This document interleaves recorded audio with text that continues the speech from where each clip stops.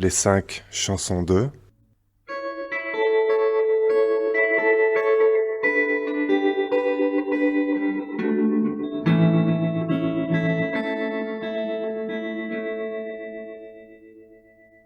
Dans l'épisode d'aujourd'hui, Paul Simon.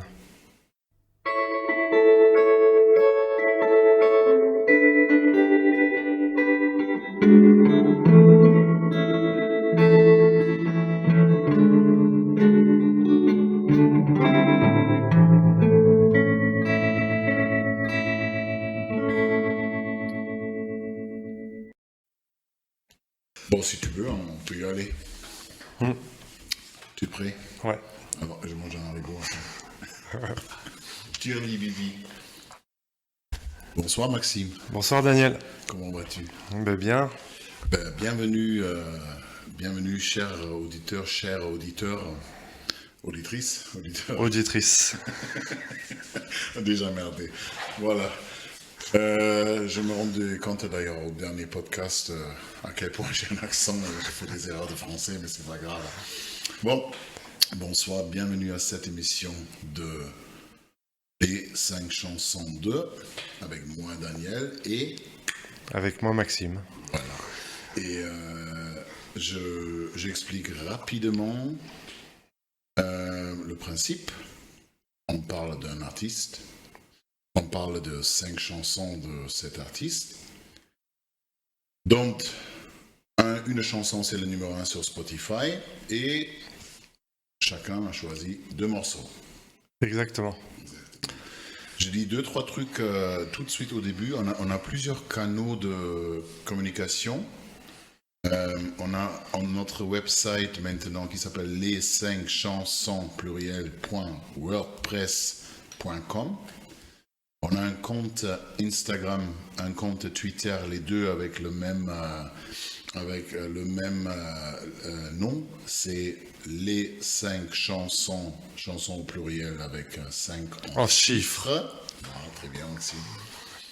Et on a aussi un email qui est les 5 chansons@yahoo.com. On peut communiquer avec nous, tous nos 5 followers, dont 3 sont de la famille sur Twitter et Instagram. Écrivez-nous. Peuvent parler avec nous.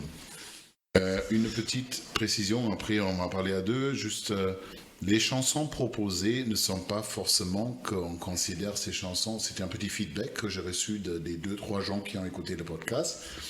Les chansons qu'on propose ne sont pas forcément ce qu'on considère être les meilleures chansons, mais en tout cas, ce n'est pas obligatoire. Ça peut être le cas, mais ce n'est pas obligatoire. Mais l'idée, c'est que ce sont des chansons dont on a envie de parler, qui nous viennent à l'esprit, qui nous donnent envie d'en parler. Tout ça, c'est sur un point de vue. Moi et la chanson et moi. Et parfois, ça peut être ce qu'on considère la meilleure chanson de l'artiste, mais pas forcément. Et comme on se les soumet l'un à l'autre, en fait, on va parler des chansons que l'autre a choisies. C'est ça. Donc, on va découvrir aussi, d'ailleurs cette fois-ci, vraiment découvrir pour moi, dans un cas, d'une chanson que tu m'as proposée, que je n'ai, je pense, jamais entendue dans toute ma vie, avant que tu me l'aies proposée. Et je pense qu'on va aller dans le vif du sujet. Ailleurs, attends, juste parce que je me suis noté, Bruce Springsteen, notre épisode 1 du podcast, il a sorti un nouvel album. Est-ce que tu as eu le temps de l'écouter déjà? Rapidement, j'ai quelques morceaux. J'ai juste écouté Night Shift. Ouais. Je trouvais pas mauvais. Ouais, je me suis demandé, en fait, c'est un album sur lequel il doit y avoir des reprises de vieux standards. Parce que c'est bientôt Noël, donc Qui il lui faut sortir tient à un cœur. album pour Noël. Ouais. Et quand le propre album n'est pas encore prêt, tu choisis un album avec des reprises. Oui. Oui. Bon. Alors, est-ce que tu veux nous donner un indice sur l'artiste dont on parle aujourd'hui, même si ça sera écrit sur le nom du podcast? et qu'on vient de l'annoncer. Il me faudrait une flûte de pan, mais que je n'ai pas. Moi, j'essaye, mais je la vois trop grave.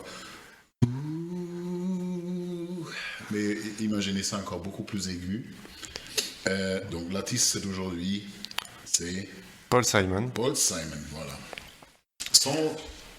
Son Art Garfunkel. Oui. Donc, très important. On m'a parlé de... je voulais donner l'indice que son premier groupe s'appelait Tom et Jerry. Oui, Tu as lu ça? j'ai vu ça. Et c'était déjà lui et Art Garfunkel. J'ai appris ça, que les premiers disques étaient sortis sur le nom de Tom et Jerry. D'où l'importance de choisir un nom de groupe. Oui, par contre, je ne sais pas qui était Tom et Jerry. Donc, est-ce qu'aujourd'hui on parle de Tom ou de Jerry? Bon, d'un des deux en tout cas. Né à Newark, dans le New Jersey, grandi à Queens. Oui. Donc il faut pour le prochain épisode déjà qu'on choisit quelqu'un d'autre parce qu'on avait 2 artistes nés à New Jersey, dans le New Jersey quand même. Ouais, je me suis fait la remarque. Oui, moi aussi je me suis fait et noté la remarque parce que j'ai mieux fait mes devoirs, parce que moi j'écris. Donc le prochain podcast sera pas Patti Smith. Est-ce qu'elle est née dans le New Jersey? Oui. Non, peut-être en invité. Avant qu'un jour on peut se lancer dans les artistes français, peut-être même allemands. Parenthèse Kraftwerk par exemple. Mais bon, peut-être un anglais. Oui. Ou, voilà, quelque chose de Lille. Eh ben parlons de Paul Simon. Oui. Qu'est-ce que ça t'évoque, toi? C'est quoi les premières pensées quand tu penses à Paul Simon? C'est difficile en fait de l'abstraire un petit peu de son duo. Mais j'étais en train de me poser la question en préparant ce podcast. Je pense vraiment avoir découvert Paul Simon avant Simon & Garfunkel. Pareil pour moi. Oui. Pareil. Je pense que voilà. Alors on a sélectionné donc 5 chansons, dont la première qui figure, qui est la plus populaire sur Spotify. C'est You Can Call Me Al. You Can Call Me Al. Donne-nous 2 secondes avant de parler de You Can Call Me Al. Oui. Donc, ah oui, parce qu'on nous a fait la remarque aussi, notre cher ami Gilles nous a fait la remarque, mais vous ne voulez pas jouer les morceaux, mais pour les raisons de droit, on ne va pas les mettre dans le podcast, mais on a la playlist sur Spotify aussi qui s'appelle les 5 chansons 2. Et là, on trouve les chansons dont on parle et aussi les chansons dont on parle pendant le podcast. Au dernier podcast, c'était par exemple Little Steven Van Zandt, c'était Young Turks de Rod Stewart, Al Green, je crois. Al Green. Voilà, pour puis... Take Me to the Water, Take Me to the River, Wash Me in the Water. Ouais. Et il y avait Biko de Peter Gabriel. Peter Gabriel aussi. Et on va un peu certainement évoquer ce thème aujourd'hui aussi de l'Afrique dont on parle dans les années 80. Oui, exactement. Ouais. Donc moi c'est Simon et Garfunkel, bien sûr, les premières pensées quand je pense à Paul Simon, c'est Simon et Garfunkel bien évidemment, que c'est soft, hein, c'est ni du rock ni du hard rock, c'est du folk, c'est quelque chose qui est doux. Hein, doux, un peu, voilà, cozy. Je me suis noté le mot cozy. Donc on est dans un autre appart à New York, vue Central Park, quelques gouttes de pluie. Ouais. On met le disque. Et je me suis noté aussi un très bon guitariste, bien sûr. Oui. Très bon musicien. Et quel était ton premier contact donc avec Paul Simon avant d'aller dans L? Je pense vraiment que c'est le premier contact en fait, c'est avec ce morceau à la radio tiré de l'album Graceland. Donc je pense que je pense d'avoir écouté You Can Call Me Al. Ton premier contact. Passer à la radio, plus à la télé aussi. Et musique, ça c'est musicalement. Est-ce que tu est-ce que tu étais conscient de lui ou de Simon et Garfunkel avant de découvrir par musique? Oui, je savais qu'il avait fait partie de ce duo, mais sans forcément vraiment avoir écouté Simon and Garfunkel avant. Donc je pense que c'est venu après. Moi, c'est un peu pareil. Je pense à Paul Simon en termes d'arpège de guitare, d'harmonie vocale, et effectivement de voix particulièrement Angélique ou... Oui, Angélique, c'est le mot qui... Oui. J'ai déjà eu ce mot en tête quand je préparais ouais. avec Art. Hein. Pas- C'est presque dommage pour Paul Simon qui a une super voix, mais quand tu fais un duo avec quelqu'un qui a la voix angélique et qui est encore un registre au-dessus, c'est presque peut-être difficile pour lui.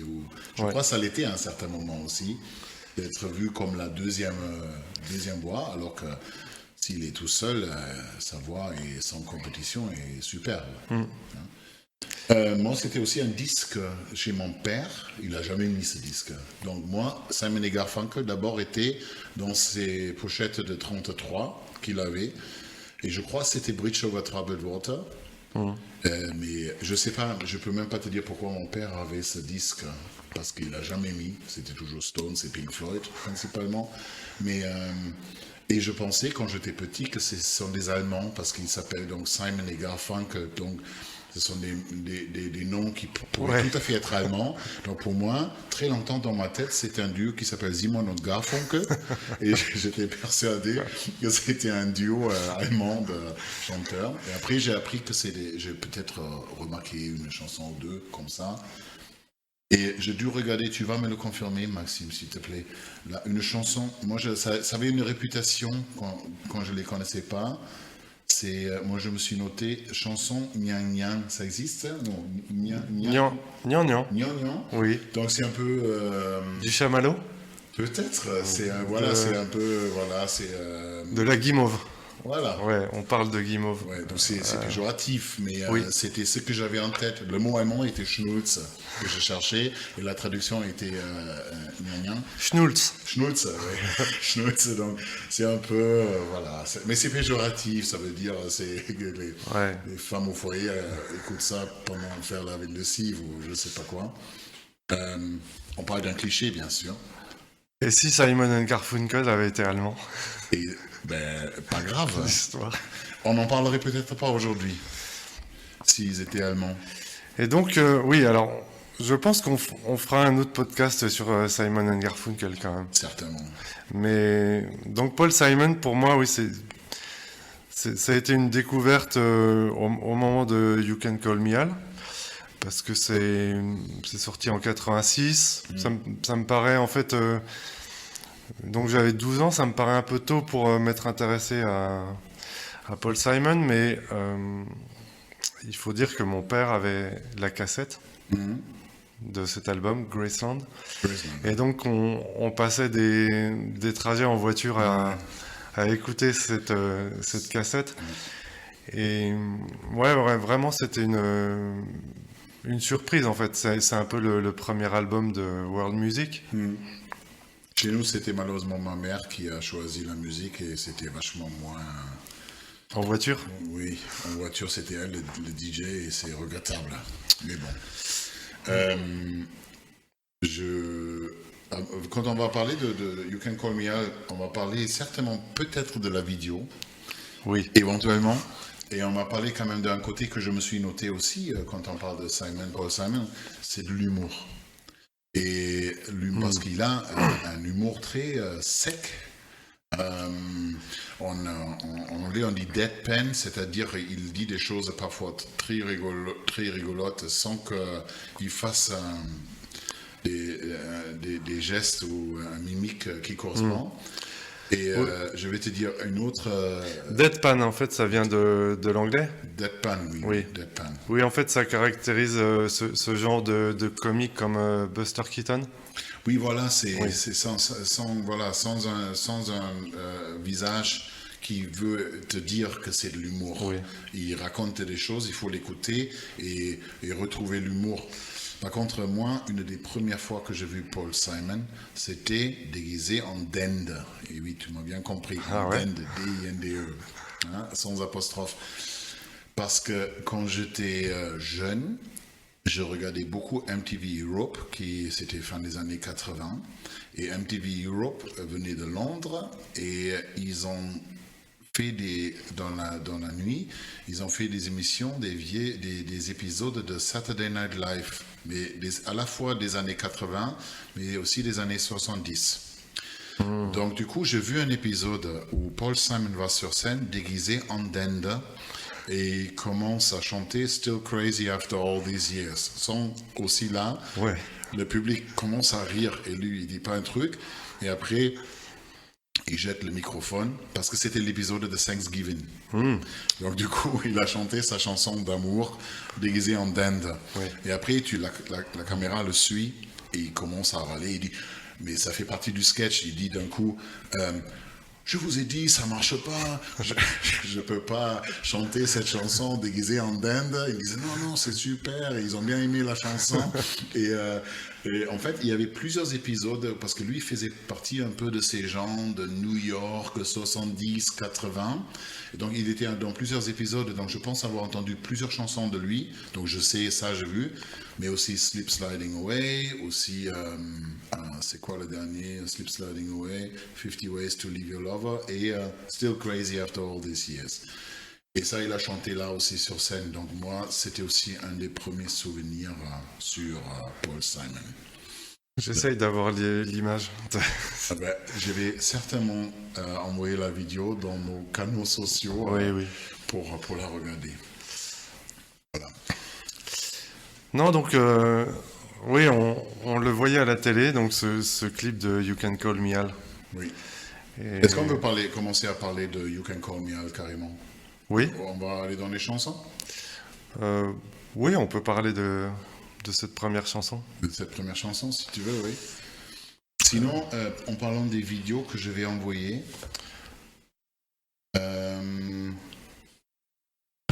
je vais aussi envoyer une autre vidéo. Tu sais que Paul Simon a un frère qui lui ressemble comme une goutte d'eau, mais qui n'est pas, ce ne sont pas les jumeaux, Comme 2 gouttes d'eau. Donc, comme deux gouttes d'eau. Voilà, c'est merci. comme une goutte Comme d'eau, ça deux. serait des vrais jumeaux. Oui, comme deux gouttes d'eau, merci. Parce que là aussi, quand j'étais petit ou jeune, j'ai regardé un documentaire sur Simon et Garfunkel, que jeune, ado, je sais pas, peut-être.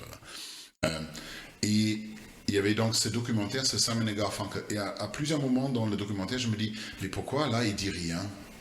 Pourquoi Paul Simon est juste debout sur le côté et dit absolument rien?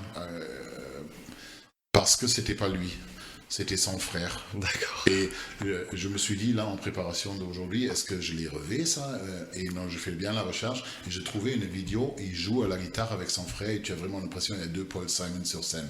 Donc, il a un jeune frère, il lui ressemble quand même beaucoup, beaucoup. Et si tu ne le sais pas, tu dis c'est Paul Simon.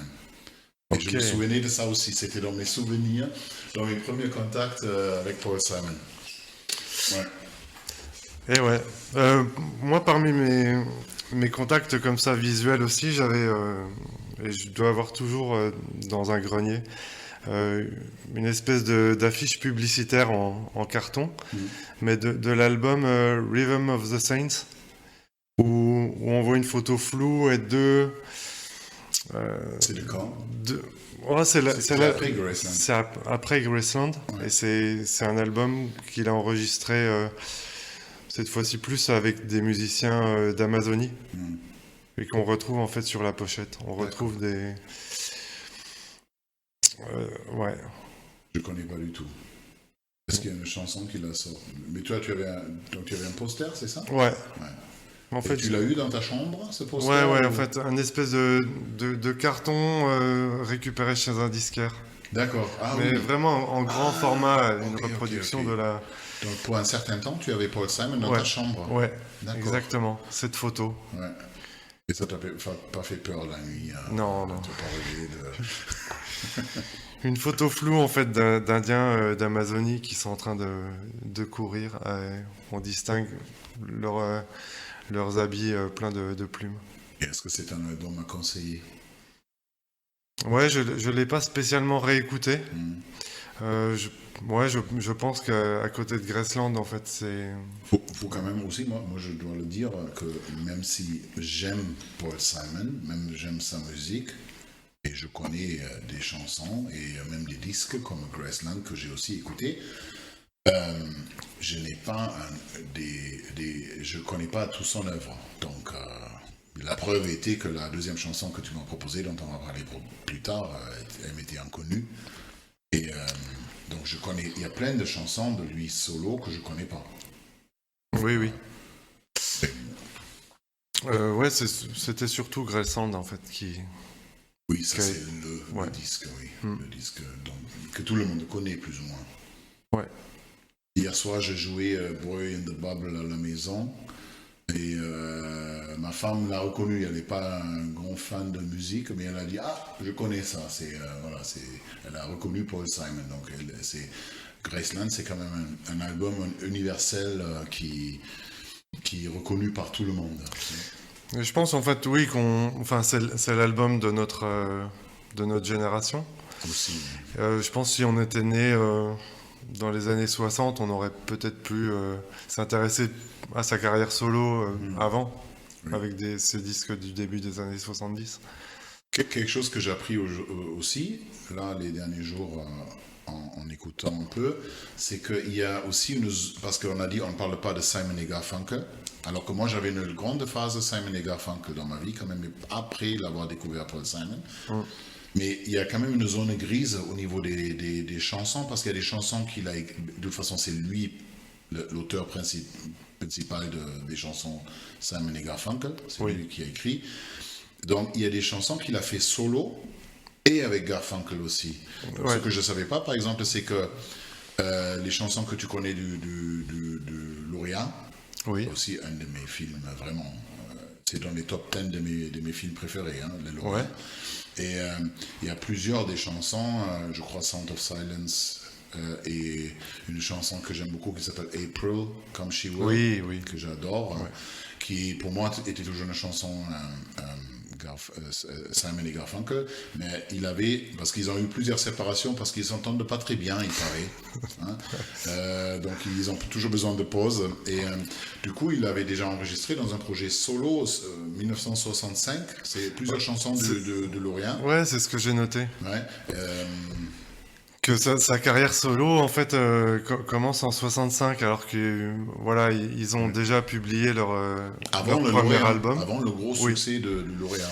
Ouais, parce que le Lauréat, il me semble, c'est 67. Ouais, 67, 68. Et donc, leur premier album, Simon & Garfunkel, c'est 64. Donc, après, il republie, en fait, pas aux États-Unis, il enregistre à Londres son premier album solo, où il doit récupérer des chansons, voilà, peut-être qui seront sur les albums suivants de Simon & Garfunkel. Et aussi, quand ils ont fait des réunions, des concerts in the Park, quand ils ont joué à Central Park, je crois Garfunkel aussi chante avec Paul Simon les chansons que Paul Simon a publiées solo.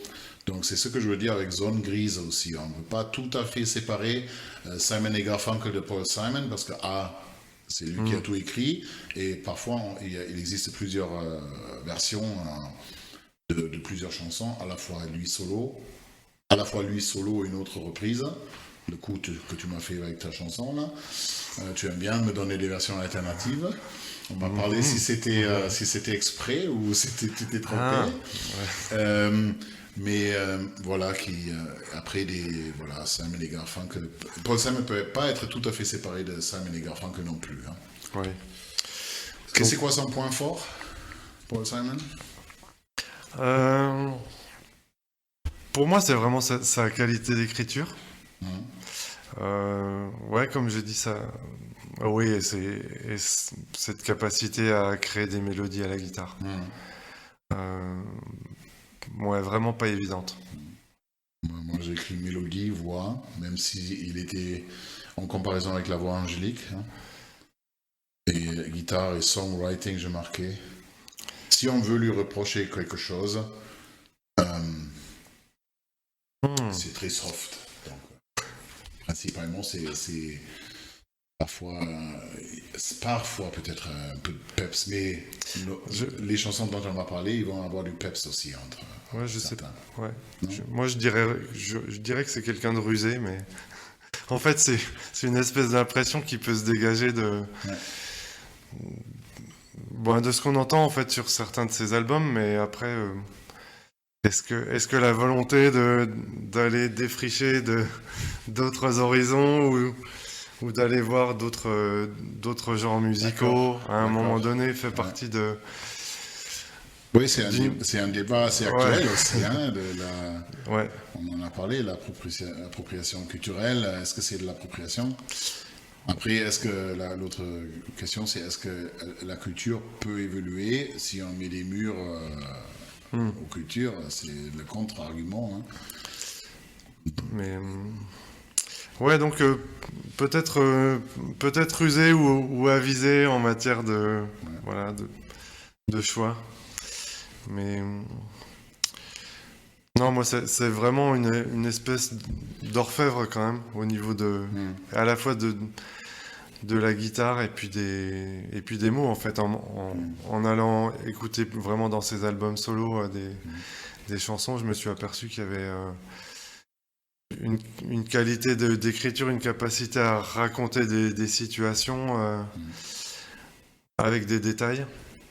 Une capacité de l'arrangement quand même aussi, je trouve parfois, parce que ceux qui, après, à quel point, donc lui, il les écrit, mais aussi après la mise en œuvre, la mise en arrangement, parfois c'est quand même assez étonnant aussi ce qu'il fait avec... On entend, moi j'ai l'impression d'entendre qu'il écrit à la guitare, que c'est quelqu'un qui écrit avec la guitare, mais après, dans les enregistrements, surtout solo, peut-être plus que chez Simon & Garfunkel, la mise en avant, c'est pas forcément la guitare, c'est beaucoup d'autres instruments, pas avant Graceland déjà. Hein.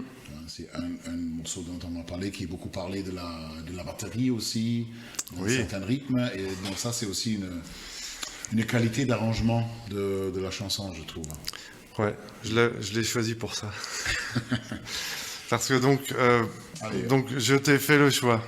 Daniel, de deux chansons.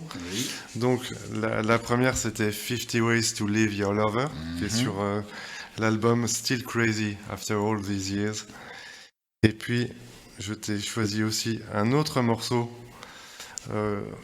qui est une reprise d'une chanson qui était précédemment sur un album qui s'appelle René et Georgette Magritte. With the Dog After the War. Après la guerre. Eh oui.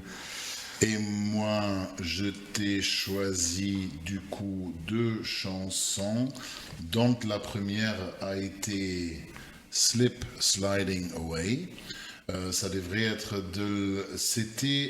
ça existe maintenant sur une version republiée de Still Crazy After All Those Years, mais elle était vraiment d'abord déjà publiée sur un single? Non, oui, dans Greatest Hits, une anthologie déjà. Dans sa version que je préfère aux démos Mais de toute façon, dans le Still Crazy de 1975, il n'y avait pas encore Slip Sliding Away. Non. Mais dans une republication, ils l'ont mise en démo. Mais en 1967, sur un Greatest Hits, une anthologie, il a publié Slip Sliding Away. Et l'autre, c'est un classique de Graceland, The Opener de Graceland, je pense. Ça devrait être la première chanson. Oui. Boy in the Bubble. Mais avant qu'on aille donc dans nos chansons, parlons de numéro 1 des écoutes sur Spotify.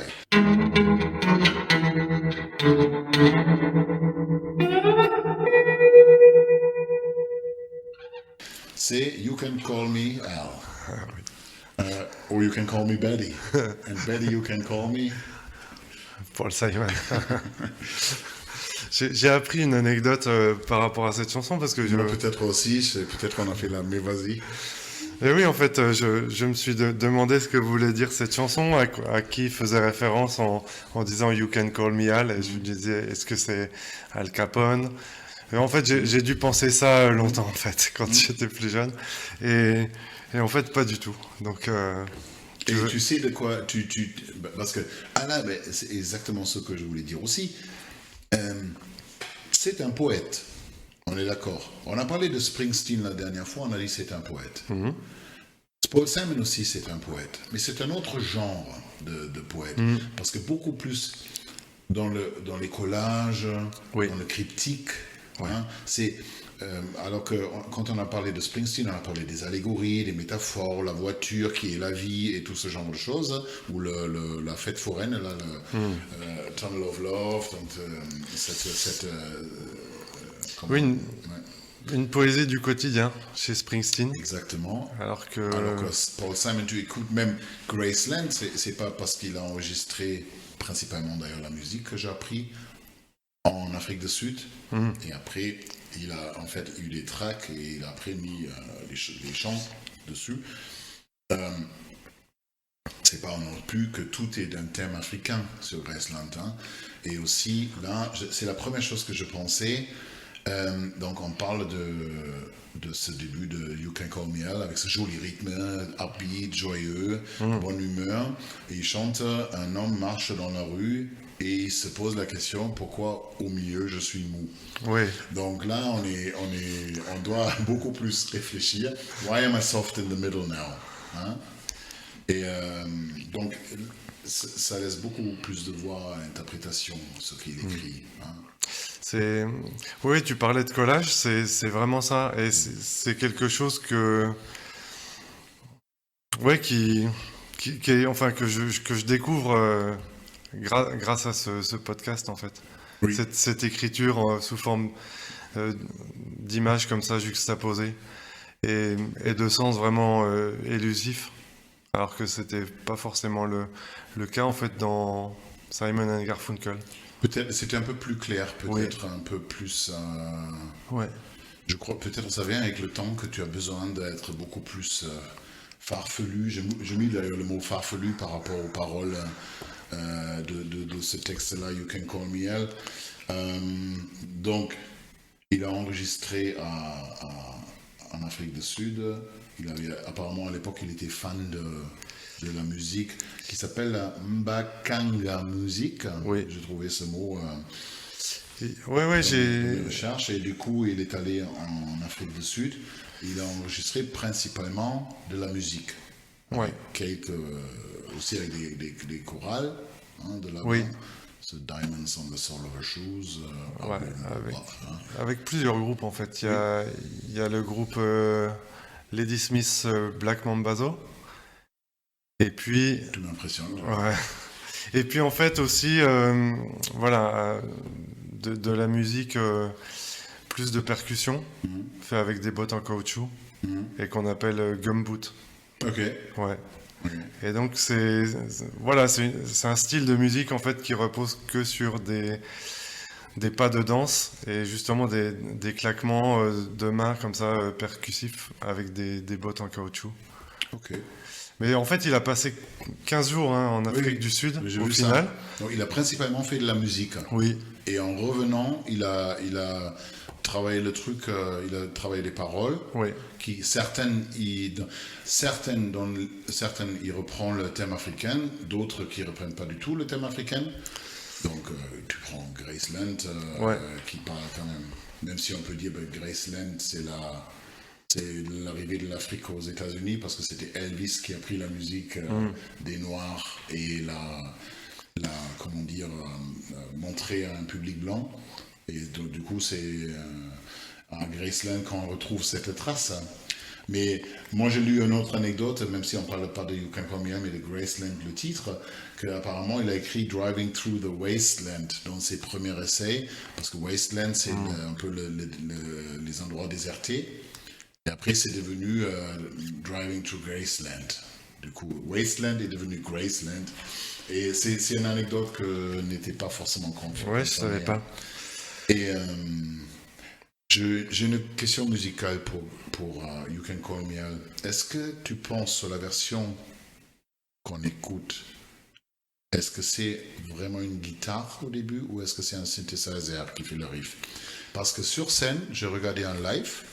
C'est un guitariste africain qui joue ce riff en guitare. Ouais. Mais moi, si j'écoute la version studio, pour moi, ça fait synthesizer. Ouais.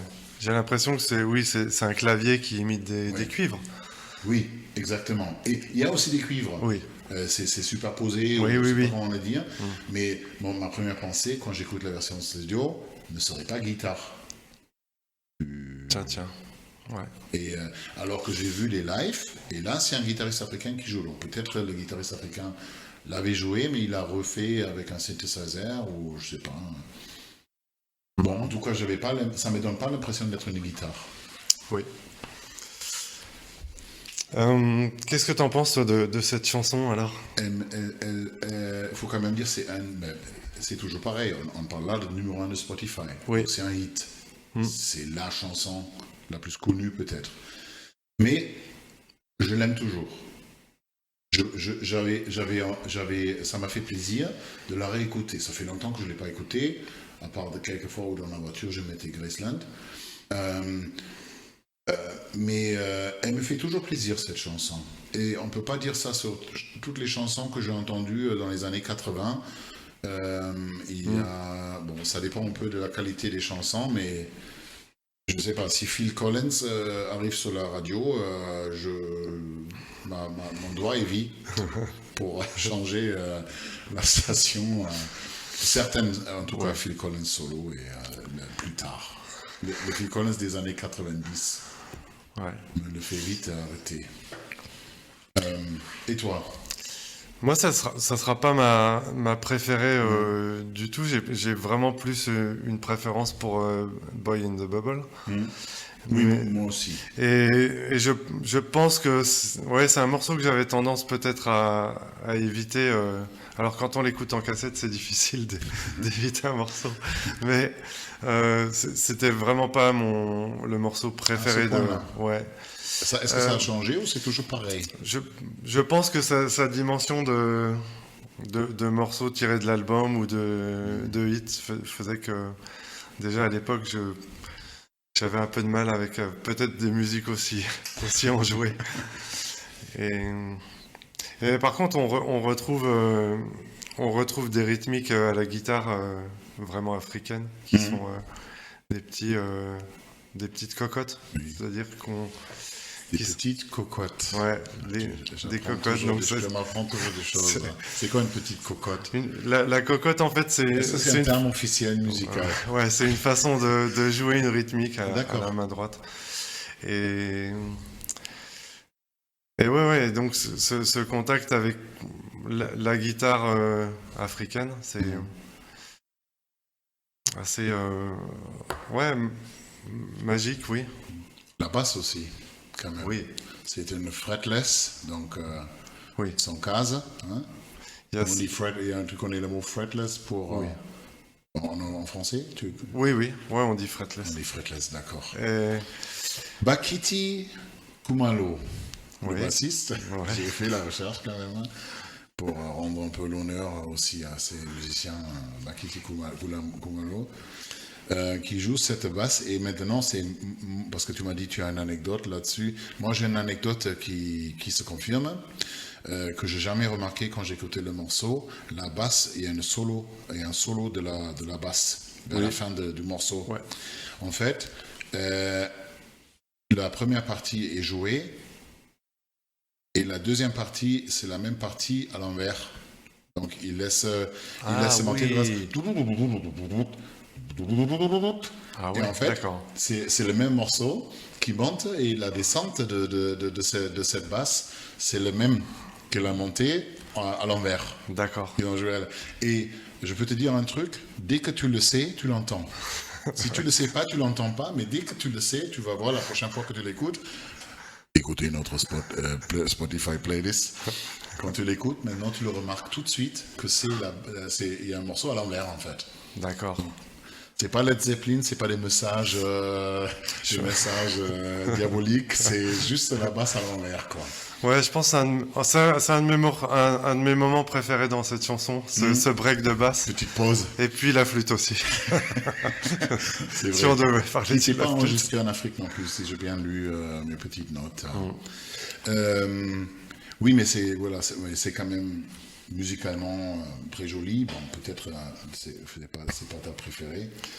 Au niveau des paroles, justement, on trouve là, j'ai quand même un peu essayé de...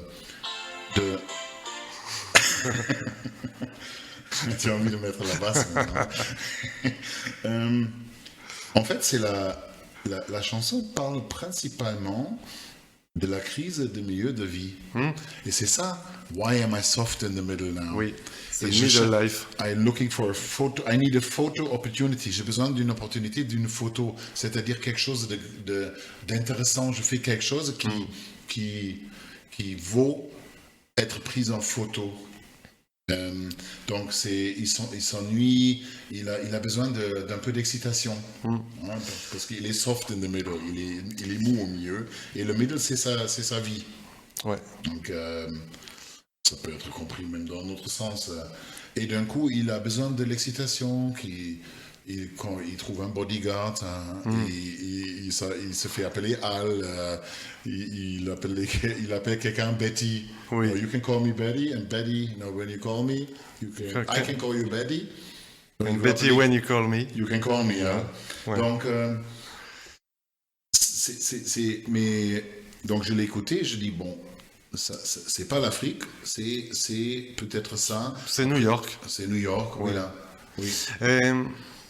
Et ce qui est amusant, c'est que le morceau commence, on pense qu'il y a une toute première partie, en fait. Il y a presque une espèce de parallèle entre un homme qui marche dans les rues à New York, Oui. et il y a une deuxième partie de la chanson, Qui est en Afrique. voilà, Oui. et quelqu'un qui marche aussi dans des rues, Dans le désert. ouais, dans un pays qu'il connaît pas, c'est un étranger. Oui, parce que c'est ça. Tout à la fin, ça devient. Il parle là, du tiers-monde, Oui. third world. Maybe Donc, it's the third world. Maybe it's the third world, surrounded by sound. Oui. Donc entouré par le son. Ça, c'est quand même l'expérience africaine. No currency, je n'ai pas de monnaie, je n'ai pas la monnaie d'ici. Donc là, c'est quand même quelqu'un qui est un peu... En fait, le thème reste quelqu'un qui est perdu, mais là, c'est quelqu'un qui est en Afrique, qui ne s'y connaît pas forcément, alors qu'au début, c'était très New York. Ouais. C'est d'ailleurs la même chose dans... Je crois, est-ce que c'est dans Graceland? There's a girl in New York City who calls herself a human trampoline. Oui. Il y a une fille à New York qui s'appelle un trampoline Humain. Oui. Donc voilà, ça c'est pas très africain. Qui se surnomme elle-même le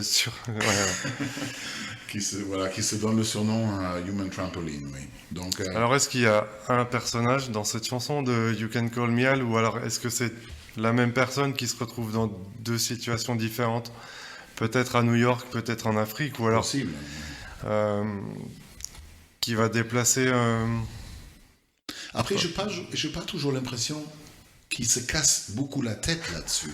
C'est-à-dire, je pense que c'est vraiment quelqu'un qui écrit, et qui dit, ben, voilà, je vais là. Alors, il y a des interprétations à avoir, mais il faut vraiment... je pense qu'on peut beaucoup se tromper sur ce qu'il veut nous dire avec ses chansons. En tout cas, avec ce type de chanson-là, You Can Call Me Out. Ouais, parce que tout en parlant de situations précises, ou en faisant référence à des images vraiment détaillées, ça laisse une place à l'interprétation de l'auditeur qui est vraiment... Bon, peut-être que ça a mis en avant la musique aussi, hein, finalement. Donc on a... Ça m'a montré aussi la préparation là que je me suis jamais trop occupé de ces chansons au niveau des paroles forcément. Oui. Donc après voilà, on peut beaucoup y interpréter. Oui, est-ce que c'est lui qui, parce que ça correspond aussi un peu à la crise de milieu de la vie. Ça correspond à cette époque-là pour lui. C'était fait 86, Graceland. Oui, en fait, il est né en 41, donc il a notre âge. Ouais. Voilà, un peu moins. Il a la crise de la quarantaine. On n'a déjà pas dépassé ça. On est peut-être. Mais on est concerné en fait. J'ai lu quelque part, on commence un podcast si on a la crise de milieu de vie. Et, oui, quand il parle de Mr. Beer Belly. Mr. Beer Belly, voilà. Voilà, c'est ça. Là, je me retrouve, là. Il se retrouve aussi. Oui, enfin, voilà, il se regarde, en fait. Il se regarde en tant que quadragénaire vieillissant. Oui, c'est ça. Et qui, à un moment, quand même, de sa vie, se retrouve en Afrique, entouré par des sons, ne pas comprenant les langues. Et donc, ça pourrait être biographique.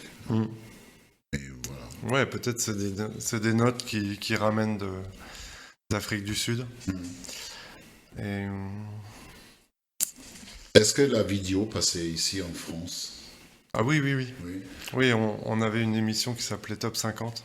Oui, tu m'en as déjà parlé. Oui. Et dans cette émission, donc, on voyait ce vidéoclip. Je l'ai vu là les derniers jours pour la première fois depuis un moment. Elle m'a quand même fait rire. Je veux dire, bien sûr, c'est l'idée de cette vidéo, pour ceux qui la connaissent pas. Et donc, il est avec Chevy Chase, l'acteur, dont la carrière était de faire plus ou moins toujours le même rôle pour plusieurs films jusqu'au moment où plus personne l'engage. Il n'a jamais fait quelque chose de très nouveau. Mais un comédien de cette bulle Saturday Night Live aussi, dont j'ai parlé. Oui, il me semblait, oui. Ouais. Donc, ils viennent de là, c'était là son premier succès. Et donc, d'un coup, Paul Simon est réduit à faire les background vocals et de porter les instruments parce que c'est Chevy Chase qui fait semblant d'être le chanteur de la chanson. Et ça garde toujours un côté rigolo, ce truc, parce qu'il y a des moments où il veut se mettre à chanter. Du coup, mais l'autre, il chante, et du coup, il ferme la bouche, il commence à tourner les pouces. Voilà, ça fonctionne, oui, comme un duo comique à la Laurel et Hardy. C'est ça, et ça fonctionne quand même pour 4 minutes. Donc, oui, parce que tu t'attends en fait à ce qu'il y ait une espèce d'inversion des rôles ou de retournement. Mais non, il attend vraiment, et après, il trouve son bonheur en faisant les congas, la solo basse dans la vidéo, c'est lui. Hein. En plus, en portant on dit le conga, la conga, c'est une conga, non? Cette grosse, grosse percussion. Un conga. Bon, il porte ça, plus la basse autour du cou, il la cherche dans les coulisses. Et non, mais ça je l'ai regardé là et elle m'a quand même fait rire encore une fois. Donc, ouais, c'est une sorte d'humour déceptif. Oui. où on se dit que ce pauvre Paul Simon va s'en sortir et reprendre le devant de la scène, mais non. Attends, j'y pense là maintenant. Est-ce que c'est une référence à Simon et Garfunkel? Où derrière la voix angélique de Garfunkel, il a joué toujours un peu le deuxième rôle, tu vois, au niveau de... Est-ce que Chevy Chase et Garfunkel qui lui volent la scène un peu en quelque sorte? Bon. Moi, en fait, je pense que c'est plutôt lui qui menait le duo. Oui, en tant que moteur, mais je veux dire dans l'apparence publique à l'époque. Oui. Est-ce que c'était... Parce que je pense tout au début, pour les gens, Simon et Garfunkel, c'était un duo avec deux chanteurs, un guitariste et un qui chante comme un ange. Voilà, et un qui chante bien et un qui chante comme un ange. Mais après, je crois que je surinterprète de toute façon. Mais ça rentre dans le thème que Paul Simon laisse beaucoup d'espace à l'interprétation, même dans la vidéo. Pas plus à en dire. Plus sur You Can Call Me Al.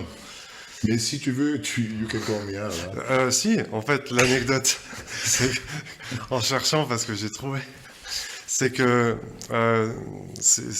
il a eu l'idée de la chanson suite à une soirée où il recevait un musicien de musique contemporaine. Il me semble que c'est Olivier Messiaen ou Pierre Boulez, le chef d'orchestre Pierre Boulez, et qu'il a passé la soirée à appeler Paul Simon Al. Et il a appelé la femme de Paul Simon Betty et pas Peggy. D'accord. Donc voilà. Ça a du sens. Là, j'ai une autre anecdote à ce truc-là. Il raconte j'ai vu une interview avec lui, parce que j'essaie quand même de le préparer. Donc j'ai vu une interview, et ça m'a fait plaisir aussi de regarder les interviews, parce qu'il a de l'humour. Donc il raconte une histoire où il est invité pour présenter des musiciens dans un club à Harlem. Donc le présentateur lui dit, allez, le MC, le Master of Ceremony, dit, allez, viens sur scène, tu présentes les musiciens, on te présente. Et du coup, il va sur scène, et au début, il ne voulait pas y aller, et quand il entre sur scène, le présentateur dit « And now, ladies and gentlemen, Paul Young ».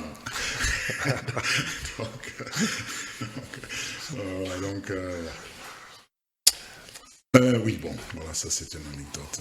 Mais voilà. Al Simon et Betty, c'était dans quelle femme? Est-ce que C'était Peggy. Peggy, c'était la première. Ouais. Quand même, parce que là, on en a parlé, il est marié avec Edie Brickell. Oui. dont je me souviens que de la reprise de Dylan, Hard Rain's Gonna Fall, Ouais, il faudra dans les années 90. faudra réécouter Eddie Brickell. Et il était quand même le mari de Princess Leia, quand même, Ouais. avec Carrie Fisher aussi. Carrie Fisher. Oui. Ouais. Voilà. Donc une illustre, Star. des stars. Ouais. Des stars. Bon, on quitte Al. Oui. On parle donc de quoi? Dis-moi. Est-ce que toi tu veux parler d'une chanson soumise? Non, je pense que faisons une pause avec Graceland et donc parlons peut-être de la chanson que j'ai choisie pour toi, la première. La première, oui. Oui, tu as raison. 50 Ways to Leave Your Lover. 50 Ways to Leave Your Lover. Donc, toi, tu m'as laissé 50 Ways to Leave Your Lover, que je connaissais, Oui. bien sûr. Maxime est en train d'aller au frigo et il va chercher, il a tout à fait raison, la deuxième bière. Hein. Non, mais on est le podcast en vitre, hein, donc on voit tout. Je devrais le faire devant le micro là. Ouais, exactement.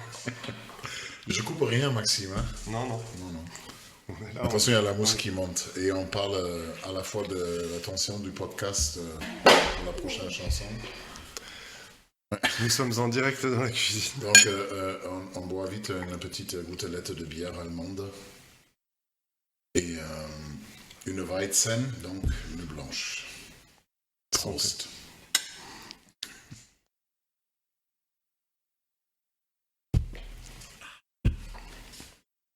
Parce qu'on est quand même... Je suis ici avec mon pote. C'est pour ça que ça s'appelle podcast, non? Bon, Podcast. Voilà. Donc, du coup, buvons une petite bière. 50 Ways to Leave Your Lover. Je connaissais. J'ai aimé. Oui. Toujours.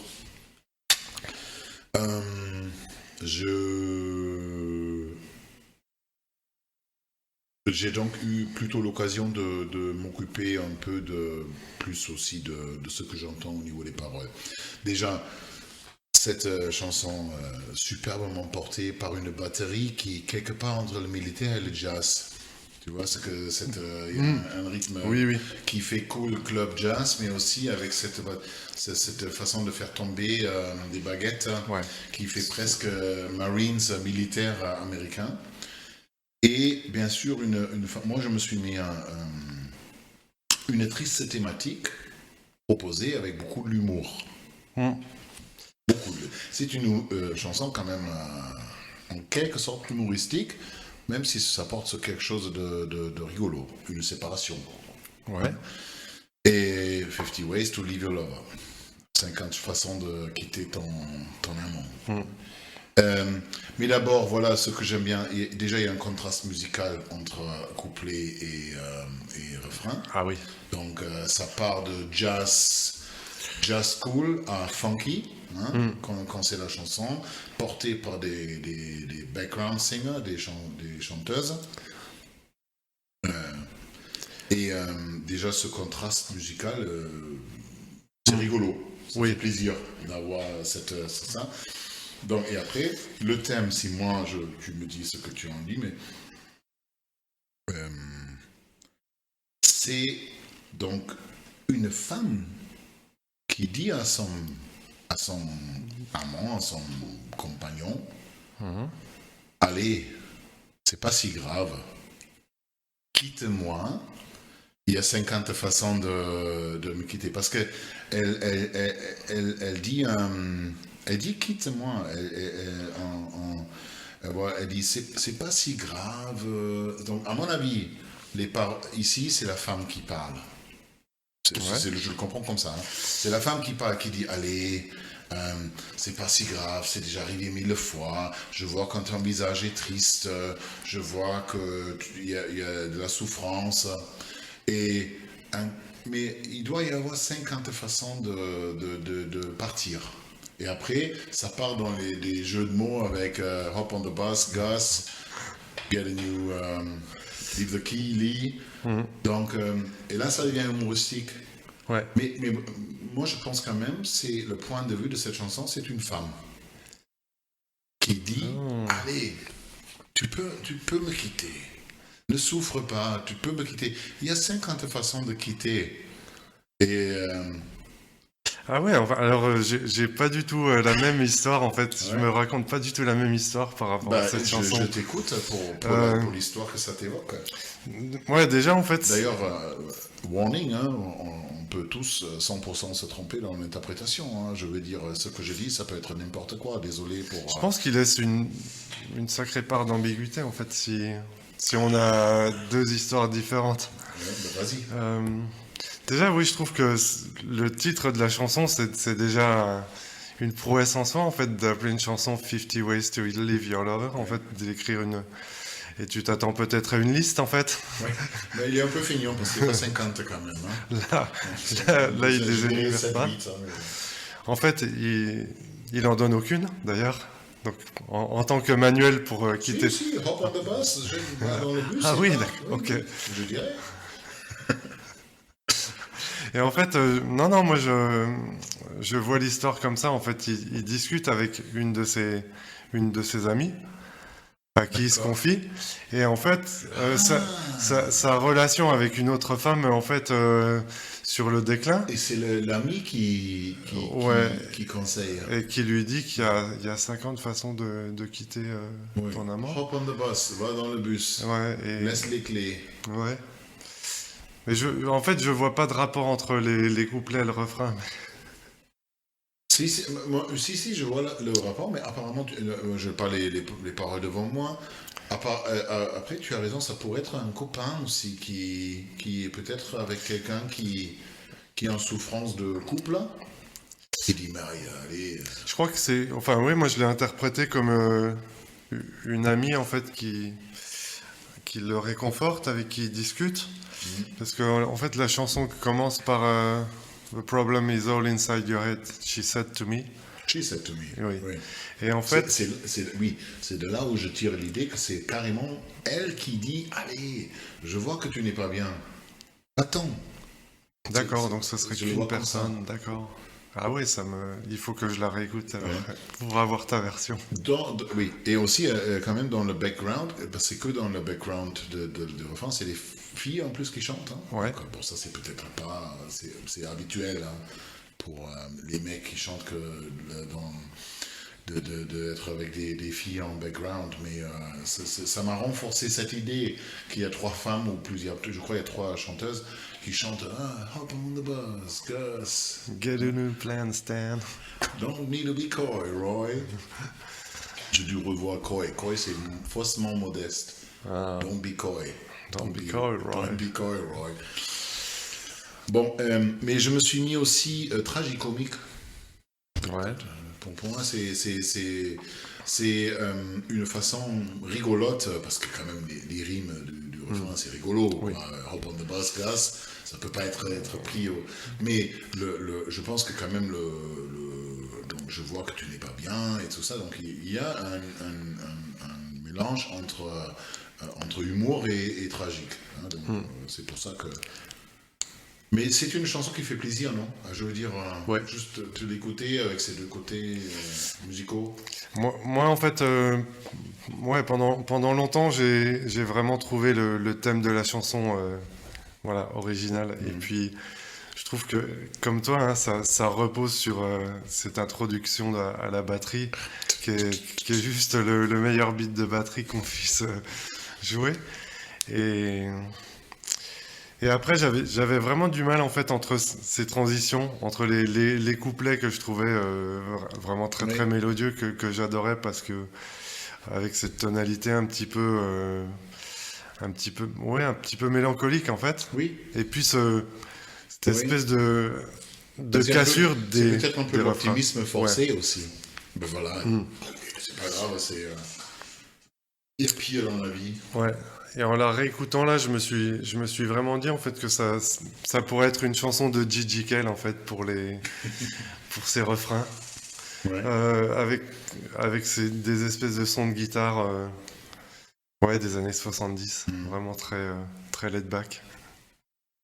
Toi, tu l'as découverte comment cette chanson? Euh, alors, j'avais pas d'album de Paul Simon, donc je me souviens d'un copain chez qui je l'écoutais, qui jouait de la batterie justement, et qui l'avait en 33 tours. Et donc, ouais, cet album-là, on l'écoutait pas forcément en entier, mais ce morceau, oui.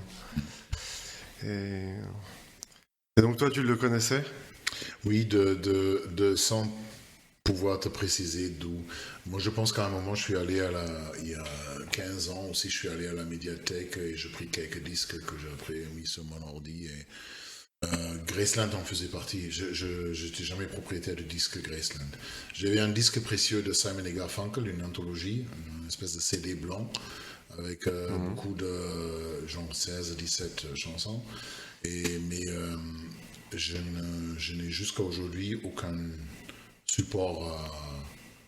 vrai support avec Paul Simon, ni un disque, ni un CD. Donc, mais j'ai dû l'avoir sur l'ordi. Et je pense que cette chanson aussi, comme je t'ai dit, je l'ai vue dans ces remissions de... Moi tout mon anglais, toute mon adolescence, c'était MTV que venait de Londres. Et parce qu'ils n'avaient pas beaucoup de programmes originaux à l'époque, ils ont mis ces émissions de Saturday Night Live où ils étaient quand même régulièrement invités. Je pense l'avoir vu là, peut-être aussi. Ouais, parce que tu as une bonne connaissance de Saturday Night Live. Absolument, oui. Ouais. Je te proposais justement récemment, Oui. jusqu'à aujourd'hui. Oui, c'est pas quelque chose qui passait du tout en France. Non, c'est quelque chose que moi j'ai vous découvert. Avez pas eu, chez moi, ça arrivait. Moi, j'étais jaloux. J'avais déjà des copains qui, dans les années 80, vers 86-7, ils ont déjà eu la télé privée. Et chez moi, où j'habitais, ça arrivait fin des années 80. Et là, c'était le bonheur total parce qu'il y avait MTV. Le câble? Le câble, oui. Voilà. Et MTV, c'était émissions de Londres, mais aussi avec beaucoup d'émissions qui étaient des États-Unis.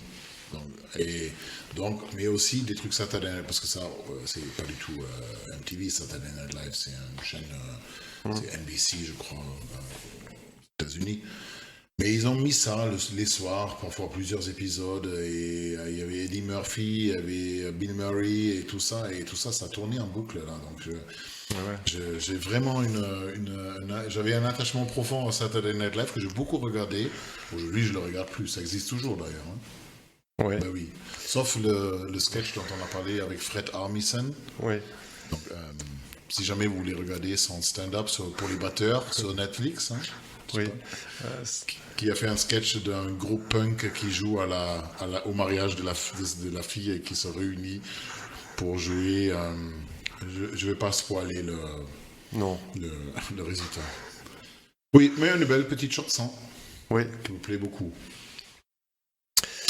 Aurais-tu envie de passer à la suivante? Moi, alors. Une que moi, donc je t'ai soumise. Oui. On va passer à Slip Sliding Away. Slip Sliding Away. Donc, c'est une chanson pareille que je connaissais peut-être. Je connaissais certainement cette chanson, mais je sais pas vraiment d'où. Je pense l'avoir entendue peut-être à la radio. Mais non, en fait, t'as bien fait de choisir cette chanson parce que c'est en écoutant les paroles. Alors là, pour le coup, c'est vraiment une chanson cryptée. Et qui, chez moi, évoque au niveau de la musique et le titre complètement autre image que ce que font les paroles. Oui. Là, c'est pareil. C'est le thème général, le fil conducteur. Tu as un titre, tu as une musique. Ça t'évoque une image, et après tu regardes les paroles et ça n'a rien à voir. Ouais. Rien, mais je te laisse ça. Non, déjà, oui, c'est vrai qu'en essayant de traduire Slip Sliding Away, c'est quand même déjà assez Alors, compliqué. comment tu le traduirais? Tu glisses sur le côté, tu glisses. Ouais. Tu pars sur le côté en glissant. En fait, en cherchant sur Google la traduction. C'est glissant. Google te propose glisser en glissant. C'est quand même. Donc Google ne comprend rien à la poésie. C'est ma façon de glisser aussi d'ailleurs. Je le fais souvent en glissant. Et non, j'aime beaucoup ces paroles, ces références à une espèce de relation père-fils aussi dans la chanson. Oui. Ouais, très très très étrange. Oui, vraiment, c'est pas du storytelling dans le sens où on aurait une histoire vraiment définie entre des personnages qui seraient présentés ou que le chanteur incarnerait quelqu'un. Non, il y a une sorte de, comme tu disais, ouais, de collage et que c'est peut-être un puzzle à recomposer. Mais c'est assez drôle parce que j'ai pensé à... Tu parlais de films et d'appartements à New York sur Central Park. En fait, cette chanson-là m'a fait penser au film Kramer contre Kramer avec Dustin Hoffman. Oui. Peut-être par rapport à cette histoire de père qui raconte une histoire à son fils. Qui veut raconter Oui. une histoire à son fils. Il n'arrive pas tout à fait. Ouais. Parce qu'il dort, le fils. Et je me posais la question, est-ce qu'il dort ou est-ce que c'est vraiment trop tard que le père ne peut plus raconter quelque chose à ce ouais. fils, que le regret d'arriver trop tard. Ouais. Mais parce que je te dis, excuse-moi, je ne veux pas t'interrompre, mais si tu dis l'image que ça évoque, donc, je peux simplement te dire pourquoi j'ai choisi cette chanson. J'adore ce refrain. Oui. Cette façon de le chanter, c'est un refrain que moi, parfois, je me promène quelque part et je commence à le chanter. Je suis là, et ça va pas beaucoup plus loin que ça. J'adore cette façon comme il chante le refrain. C'est tellement smooth, tellement joli et doux que j'ai toujours aimé cette chanson. Et en parlant des images qu'elle m'évoque, moi je pensais à Slip Sliding Away, parce qu'il parle de la destination d'un voyage. Et chez moi, Slip Sliding Away, c'est un voyage en bus. Tu es dans un bus, tu roules, tu regardes le paysage, c'est un peu gris, il y a la pluie, et tu t'approches de ta destination. Et le plus, moi c'était des pensées qui s'en vont. Tu sais, tu regardes par la fenêtre, et tes pensées s'en vont. Donc, il slide, il glisse. Et le plus que tu avances, le plus que tu vas dans les pensées. Ça, c'était mon image. Hein, c'était l'image d'un voyage. Du coup, là aussi, moi, je suis allé dans les paroles, mais non, pas du tout. Pas du tout ça. Donc, ça crée... Qu'est-ce que c'est? Donc, c'est des gens... Comment je vais interpréter? C'est pas un vrai voyage, hein. C'était une métaphore pour l'imprévu, pour l'incalculable, la perte, les choses que tu pensais faire, mais tu les fais pas. Donc tu vis une vie comme il y a un homme qui aime sa femme tellement qu'il disparaît dans son amour. Il dit ça. Oui. Hein? I know, il raconte plusieurs. Il dit, I know, je connais un homme, je connais une femme, une épouse qui réfléchit sur what might have been, ce qui aurait pu se passer. Donc elle est dans le regret un peu. Elle aurait pu vivre. C'est un peu comme You Can Call Me Al au niveau d'une crise. Et donc un père qui veut s'expliquer à son fils, qui dort, c'est trop tard, il doit rentrer. Et après cette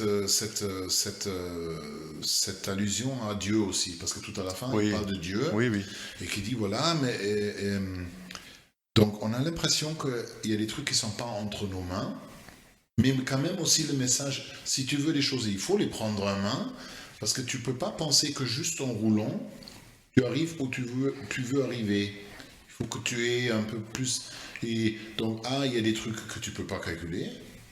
B, mais quand même, il faut être aussi un peu actif. Donc, ne va pas trop tard pour dire des choses à ton fils.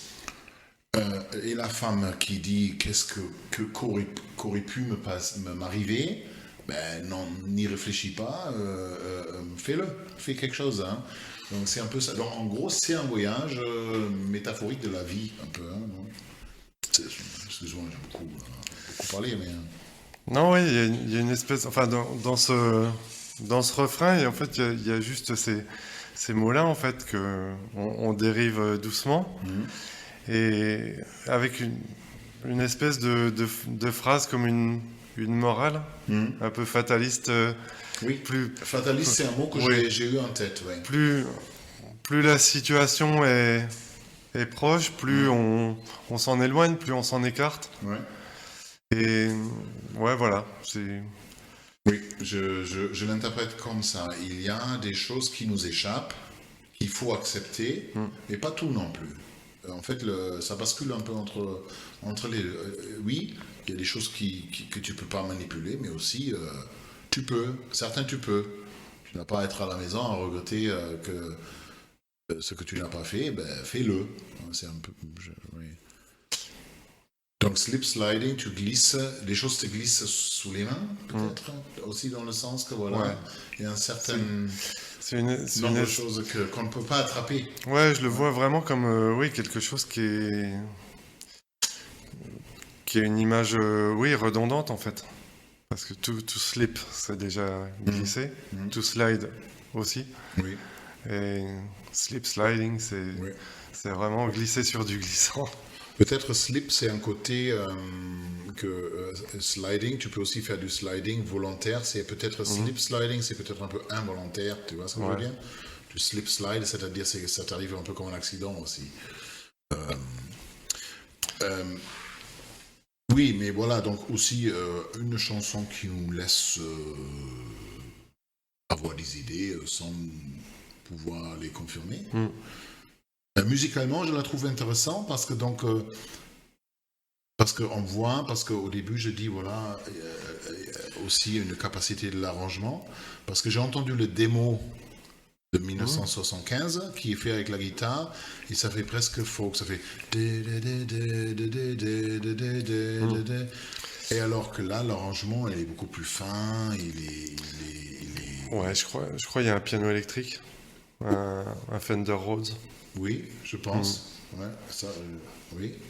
Une basse aussi magnifique qui joue. Mais voilà, on voit aussi ce qu'on peut faire avec un bon arrangement. Je trouve que c'est bien arrangé la chanson aussi.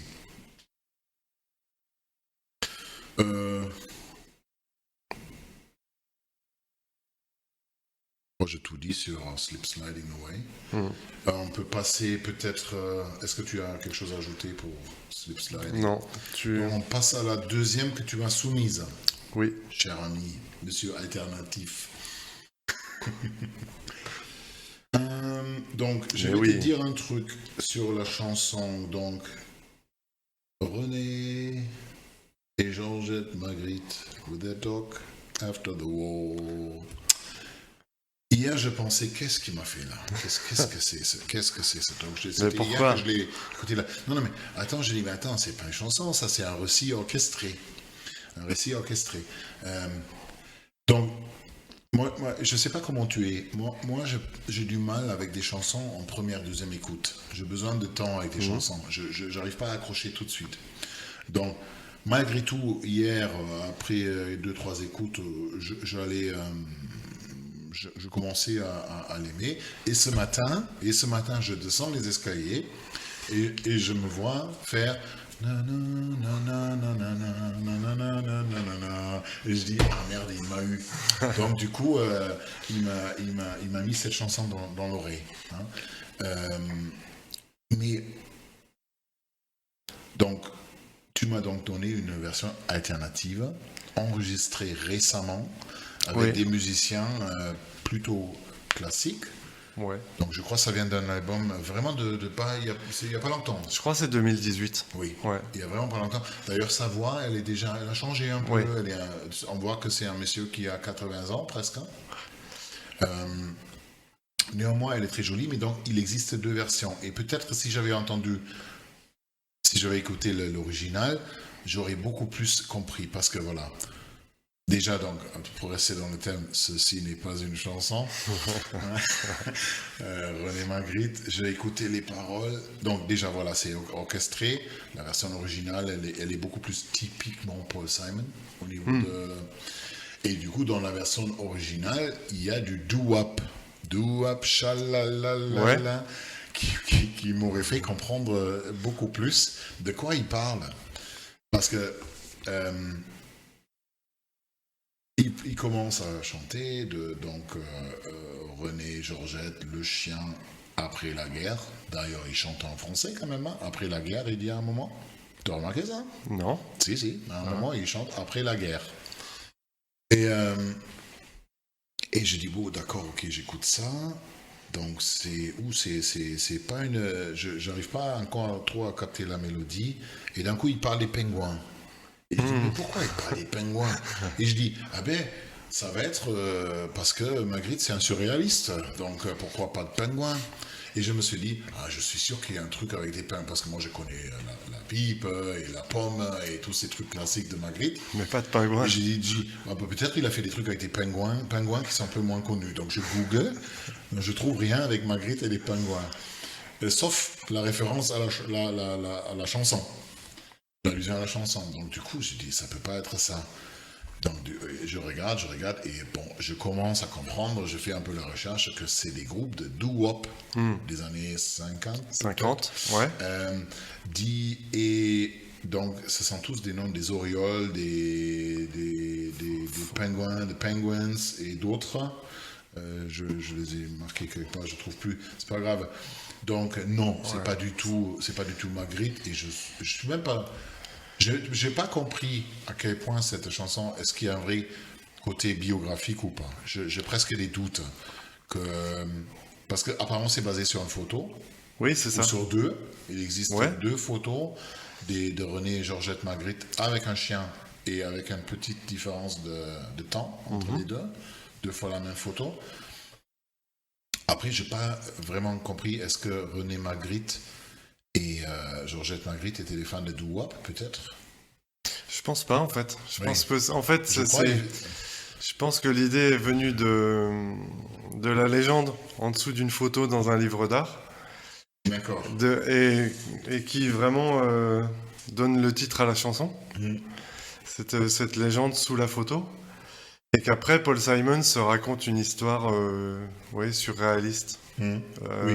Extraordinaire qui part dans l'onirique par rapport parce qu'il fait l'allusion à New York, parce qu'il parle de la Christopher Street. Oui. Christopher Street, connu de Christopher Street Day, et voilà, de beatnik, ou des droits homosexuels, le Christopher Street Day. Mais je n'ai pas trop vu qu'il y a une histoire d'immigration à New York, des deux. Et je sais quand il y avait la Deuxième Guerre mondiale, l'arrivée des Allemands, ils sont allés à Toulouse, je crois, ils étaient un peu en immigration, ils sont belges, hein, ils sont allés à Toulouse. Mais donc je pense vraiment je crois qu'il a vu la photo, il a vu le titre ou la légende, et après de là, il est allé là où il voulait aller. Ouais, je pense que c'est vraiment une sorte de rêve ou de construction de l'imaginaire. Et non, moi en fait Tu la connaissais? Non. Ou tu l'as découvert en cherchant une chanson à me soumettre? En cherchant des chansons à écouter dans les albums solo de Paul Simon. J'ai écouté ce disque-là qui est vraiment le plus récent. Et j'ai accroché en fait sur plusieurs des chansons de ce disque, en fait, avant de savoir que c'était des reprises qui étaient sur des disques précédents. Donc pour moi, c'est presque pas une version alternative. Pour toi, c'est l'original. Oui. Pour moi, c'est presque la première fois qu'il joue bien cette chanson, peut-être comme il le voulait. Il y a ces clarinettes, non? Est-ce qu'il y a une clarinette qui joue ce petit thème? Je me suis posé la question sur une clarinette. Je crois qu'il y a une flûte traversière au tout début. Ah, oui. Et aussi, il y a quelqu'un qui fait bon, et c'est pas lui. Non, oui. On est d'accord. Ouais, j'ai entendu ça. Ouais, je me suis dit, mais qui ce mec, hein? C'est Magritte lui-même. C'est peut-être, ouais. Oui, bon, cette version, elle a son charme et elle a rendu la version encore plus cryptique que l'original, qui au moins prend le thème du doo-wop en faisant du doo-wop dans la chanson. Mais, Oui, parce qu'il y a vraiment une espèce de...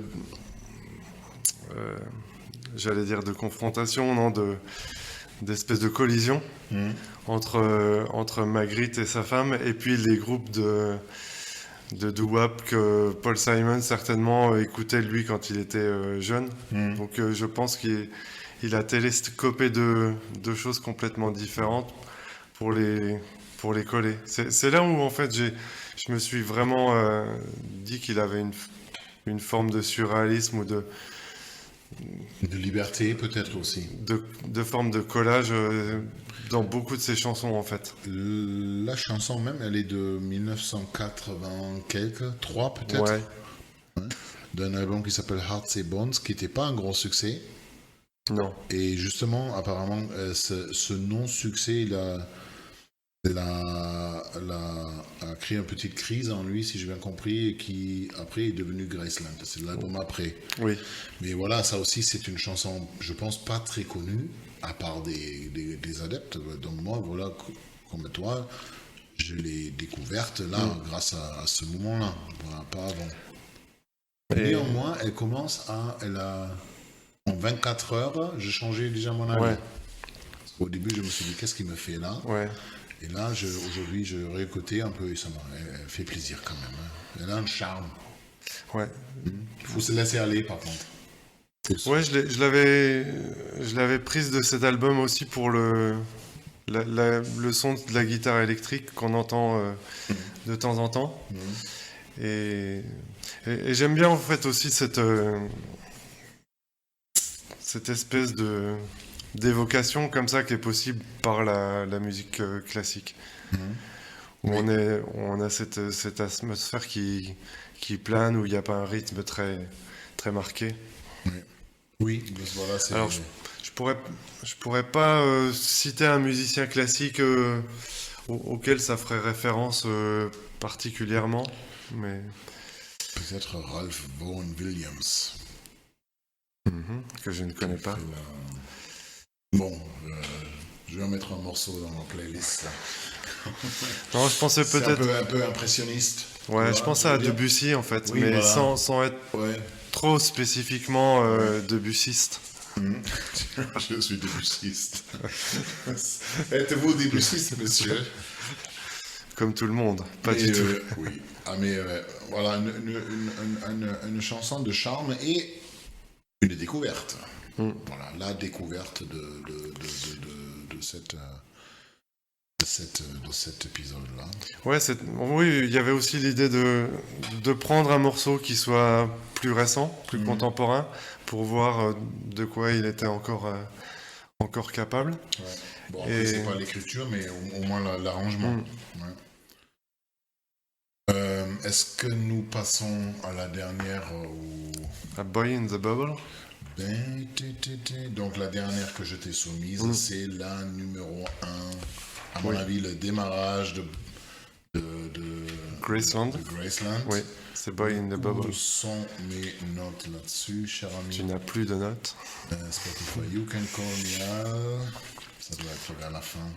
J'ai toujours des notes. Tu sais, on peut que sortir un as de la manche si on le met dedans d'abord. Boy in the Bubble. Ouais. Alors, vas-y. Oui, donc, enfin, ça m'a un peu surpris que tu choisisses. On commence avec Graceland, on termine sur Graceland. C'est très bien. Et je me disais, en fait, oui, c'était peut-être étonnant que tu aies choisi un autre morceau tiré de Graceland. Mais bon, en fait, on a eu l'idée du podcast de Paul Simon à cause de cette période en évoquant l'Afrique du Sud. Oui. Dans le podcast. C'était ça l'origine? Oui, il me semble. D'accord. On a parlé d'Afrique du Sud et de des conditions d'enregistrement. Oui. Et oui, moi c'est vraiment un morceau que j'adore parce qu'il ouvrait cet album, et donc comme on l'écoutait en cassette, c'était vraiment le fait de mettre la cassette et d'avoir ce son d'accordéon qui démarre un album, donc c'était déjà assez surprenant. pour moi à l'époque, d'entendre de l'accordéon qui soit pas un accordéon folklorique. Bavarois ou parisien, ou péniche. français, ouais. Ou de Montmartre, ouais. Et donc oui, il y a vraiment aussi dans les paroles des choses incroyables au niveau des allitérations. Oui. Boy in a Bubble, déjà, et Oui. The Baby with a Baboon Heart. Oui. Ça, je pense que c'est mon image préférée, en fait. Le bébé au cœur de babouin. Oui. Qui existait. Ah oui? Oui.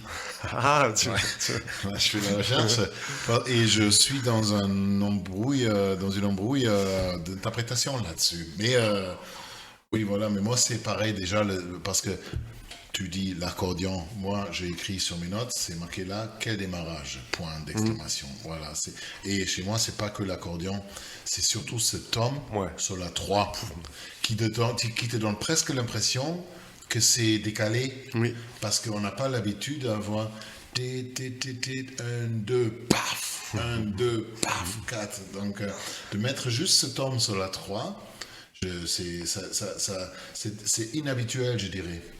Et tout de suite, tu es dans le truc, tu écoutes, tu dis, qu'est-ce que c'est ce truc? Et après, ça démarre. Et là, parce que je dis au début, parfois, voilà, c'est un softie, c'est un peu mou parfois, mais là, il y a des peps à fond, grâce aux musiciens. Ouais. Et moi, je pense qu'à l'époque, du haut de mes 12 ans, 14 ans, je voyais ça comme une chanson qui parlait vraiment de la guerre. Parce qu'il parle de soldats, en fait, au tout début. Au bord de la route, oui. Du terrorisme aussi, une bombe. Oui. Ouais. Oui, dans un landau. Oui. Ouais, c'est ça. Pardon, j'ai tapé contre le micro. Une bombe dans un landau reliée à la radio, c'est ça?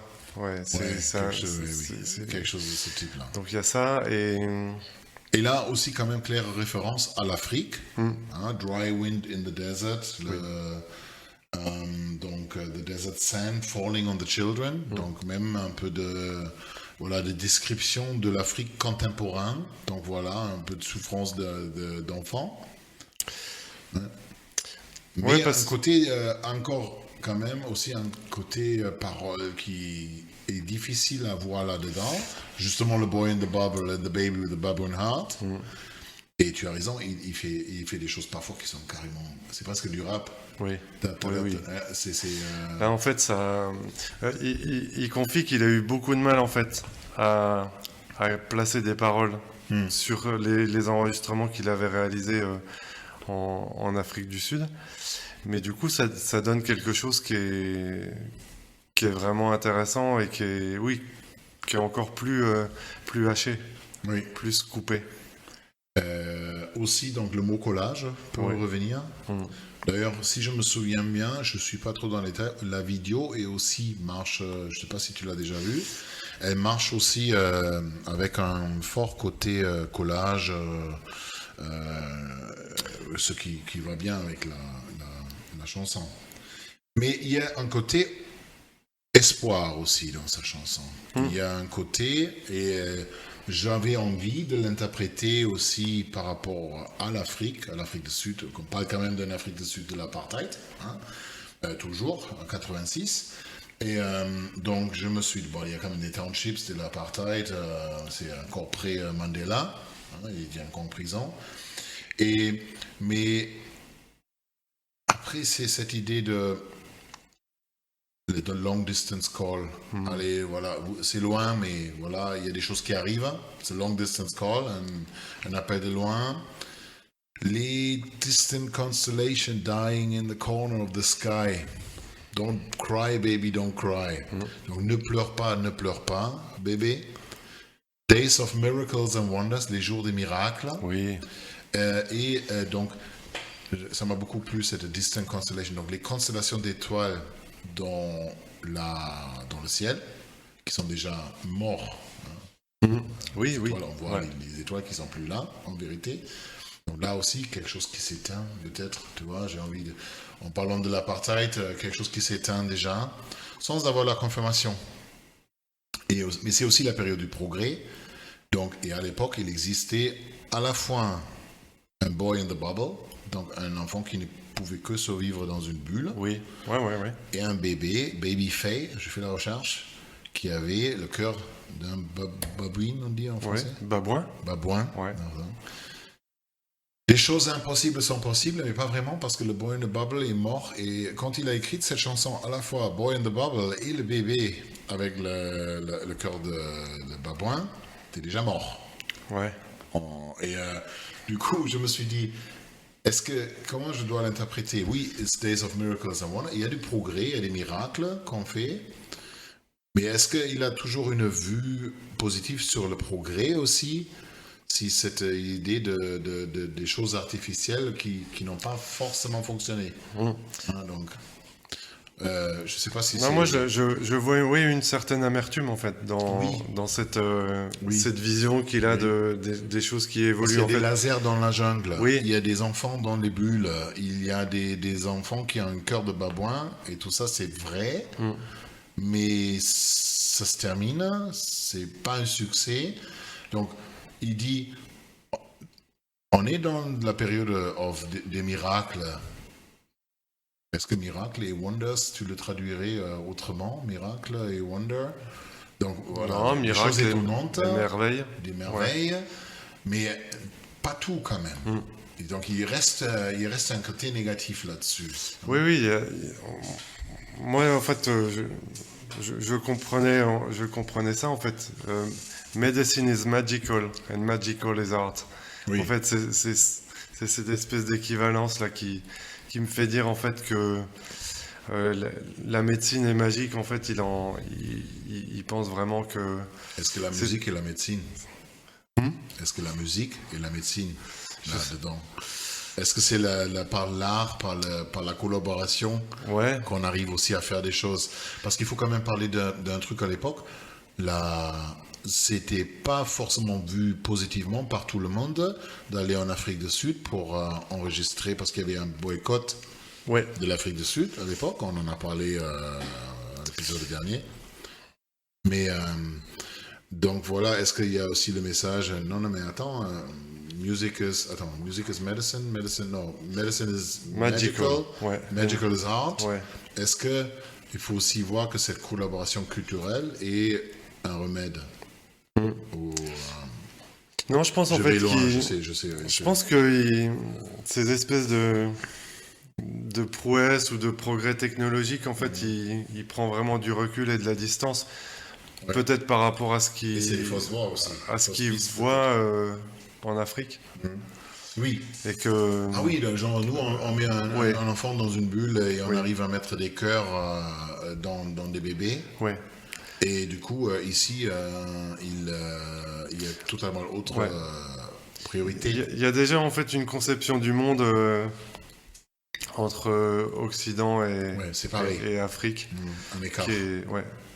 Qui fait que moi je penche plutôt en fait dans cette espèce de procès qu'on lui a fait au moment où il brise en fait cet embargo qu'il y avait sur l'Afrique du Sud, le boycott, qui décide d'y aller pour enregistrer. Alors, je pense en fait qu'il y a vraiment quelque chose de sincère chez lui. Moi aussi. J'ai vraiment envie de le voir de façon positive et de dire, en façon simplifiée, c'est un bon mec en soi. Je crois que c'est quelqu'un qui a des bonnes intentions et le bon cœur. Oui, en fait, les gens qui lui ont reproché ça, en fait, c'était entre autres en Angleterre. Et par contre, les musiciens d'Afrique du Sud ont jamais eu trop de problèmes par rapport à ça, j'ai l'impression. Non, et aussi quand même, il y avait rétroactivement, on peut quand même dire que ce qui reste de ça aujourd'hui, je pense que c'est entièrement positif. Oui, comme tu dis, c'est le world music, c'est l'ouverture aussi de montrer quelque chose qui n'était pas à la radio, qui n'était pas présent. Je pense que, à part de parler de la politique, ça c'était présent dans le discours, mais le côté culturel qu'on ne voit pas était pas visible, hein, forcément à cette époque-là. Oui, en fait, on l'a mis par rapport à Peter Gabriel, peut-être qui était plus engagé Oui. directement, plus Ah, ouvertement. donc, tu vois, ce qui est reproché, c'est le côté activiste, en fait, que lui, il est juste allé faire de la musique, Oui, alors que d'autres exactement. se sont exprimés. Ouais. Ok. On lui a reproché en fait de pas faire référence à ça dans les paroles de ses Ouais. chansons. Et de la même façon que, par exemple, Johnny Clegg. T'as connu Johnny Clegg? Qui était un musicien blanc, mais sud-africain, qui a... Ça me dit pas grand-chose, Ouais. non. Ouais, Est-ce que c'est un... on l'a beaucoup écouté en France, en Mais fait. je me pose la Ouais. question, est-ce que ça peut être un truc de la bulle française que j'ai raté, hein, dans mon Ouais, socialisation? alors, est-ce qu'il n'a pas... Le nom me dit quelque Ouais. chose. J'ai aucune référence dans ma tête de ça. Johnny Clegg Et and c'est aussi que ma Savuka. femme en a parlé. Ouais. Et oui, son morceau, c'était Scatterlings of Africa. Et donc, c'était un blanc qui chante et qui joue avec des musiciens noirs africains. D'accord. Bon, au moins ça. Et en Afrique du Sud, voilà, ouais. Mais Bon, ça me dit rien. Et c'était discuté c'était controversé ou c'est de quand cette... non, ça doit être la même époque. D'accord. 85, 86, ces mêmes années. Oui, ça me parle, mais je pense ça me parle parce que je l'ai entendu ici en France. Ouais. J'ai pas l'impression que ça t'est... Est-ce qu'on Soit je l'ai raté en Allemagne ou c'était pas quelque chose de présent, quelqu'un de présent en Allemagne dans le discours. Ouais, c'est possible. Hein. C'est possible. Mais non, pour moi, le côté de briser des espèces de barrières ou d'aller au-delà, en fait, surtout des prises de position politiques d'un côté ou de l'autre, en fait, et d'aller faire de la musique. Pour moi, ça l'emporte sur une espèce de procès d'appropriation. Très actuel, le sujet de dire pourquoi ça c'est pas dit, alors qu'un artiste a peut-être parfois juste envie parfois de faire de l'art Oui. aussi, et n'est pas un porte-parole d'un mouvement. Mais c'est Sans oui. défendre, hein, je sais pas. Moi, Mais en fait, alors, moi, j'étais étranger à ça au moment de l'album, là, en 86. Et je me dis que ces questions d'appropriation, oui, elles sont... oui, elles étaient déjà présentes. Et elles peuvent être, oui, légitimes. Mais... Oui, tout à fait. Hein, donc, voilà, c'est... Mais après, je suis pas aussi tranché sur le fait que on doive interdire, par exemple, à des musiciens blancs de jouer du jazz. Tu vois, ou tu vois que ça serait une récupération. Enfin, parce que voilà, pareil pour le rock'n'roll. En fait, finalement, c'est le procès qu'on a pu faire à Elvis aussi a posteriori, d'avoir récupéré tous cet Stones héritage. aussi, les Stones. Oui, ouais. C'est, je me souviens d'une expression de Bill Wyman, ancien bassiste des Stones, auquel on a dit, mais comment vous avez eu du succès? Il a dit, we brought coal to Newcastle. Donc, c'est une expression de dire, voilà, à Newcastle, il y a du charbon. Et il dit, on a donné aux enfants quelque chose qui a déjà existé. La musique était là, la musique blues. Mais les gamins aux États-Unis et en Angleterre n'y avaient pas accès. Donc, ils ont pris quelque chose qui était déjà là. Ils l'ont amené là où c'était déjà, aux États-Unis en plus. Les Stones sont allés aux États-Unis pour leur amener leur propre musique qu'ils avaient dans le jardin. Mais ils l'ont pas écouté. Donc, c'est un peu le même principe. Hein. Du coup, Graceland, ça redevient actuel. Hein. Ouais. C'est des questions qui traversent, tu vois, enfin, l'art contemporain. Après, la culture en soi, elle doit bouger. Une culture ne peut pas être fermée parce que sinon, elle évolue pas. Après, c'est la question de la reconnaissance de l'origine aussi. C'est comme Gainsbourg, un génie, sans doute. Non, aucun doute. Je mélange toujours aucun doute et sans doute. Parce que sans doute veut dire probablement, et s'il n'y a pas de doute, pourquoi c'est probable? Ça devrait être sûr. Aucun doute. Bon, aucun doute là-dessus. Voilà, aucun doute là-dessus, un génie musical, etc.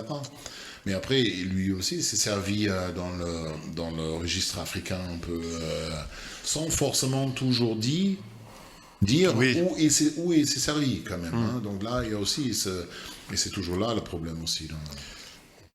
Oui, non, mais tu penses, par exemple, dans cette première partie, dans les années 60? Oui, mais je ne peux pas te je Oui, quelque parce part qu'en fait, qu'il y a quand même un peu des reproches du type, attends, oui, il a pris Dvorak, mais Dvorak était mort, c'est pas grave de prendre la musique classique. Mais il y avait aussi des morceaux tout à fait contemporains, mais africains, qui apparemment il a mis dans ça. Je dis ça sans... Je suis ni juge, ni... je sais pas, le tribunal, mais bon... Voilà, la question, je crois, c'est quand tu fais quelque chose de ce type-là, c'est aussi à quelle forme tu travailles la reconnaissance de l'origine. Et après, il est allé en Zimbabwe, il a joué dans les stades en Afrique, et il a régulièrement ses musiciens jusqu'à aujourd'hui sur scène aussi. Donc voilà, c'est pas qu'il cache, il cache l'origine de cela et il prend comment dire, les lauriers. Comment on dit ça? Il récolte les lauriers, je sais pas comment le dire. Tu vois ce que je veux dire? Oui, c'est ça. Bon, il était tout à fait reconnaissant de l'origine de ce succès de Graceland. Hein. De toute façon, pas autrement possible. Maxime, je pense... Qu'on en arrive à la conclusion? On arrive peut-être à la conclusion, non?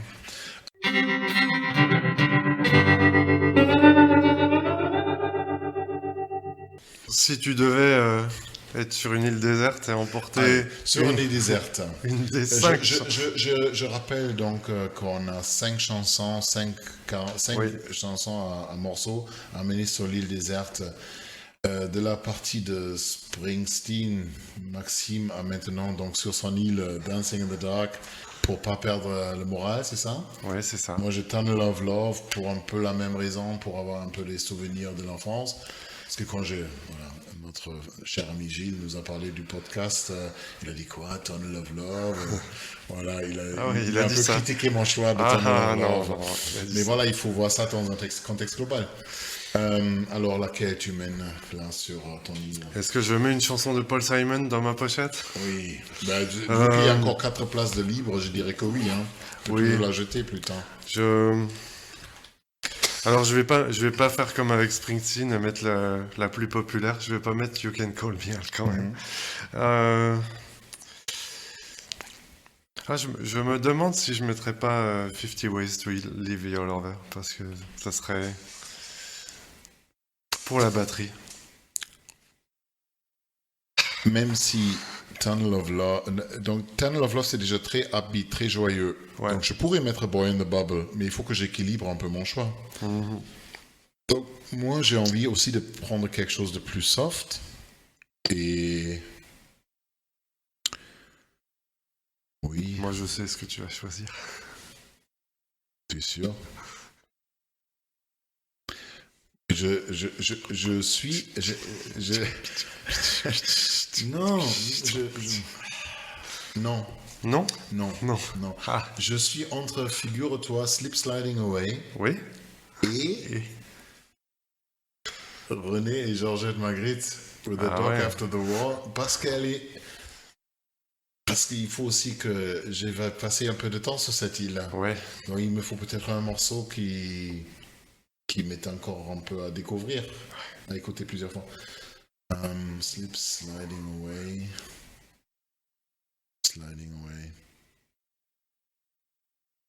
Ouais, je pensais que ce serait ton choix.